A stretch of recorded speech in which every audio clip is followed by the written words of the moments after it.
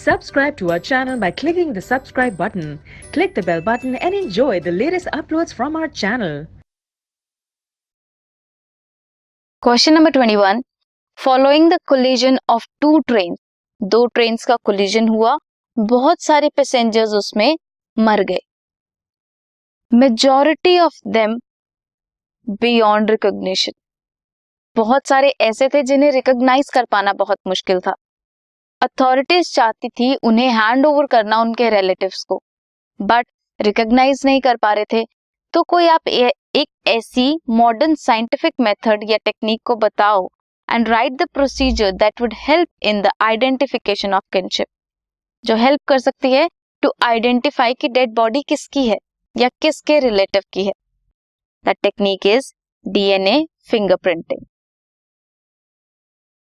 Procedure क्या है? Satellite DNA as a probe show करती है very high degree of polymorphism, that is उनके पास variable number of tandem repeats हैं जो बिलोंग करते हैं टू क्लास ऑफ सैटेलाइट।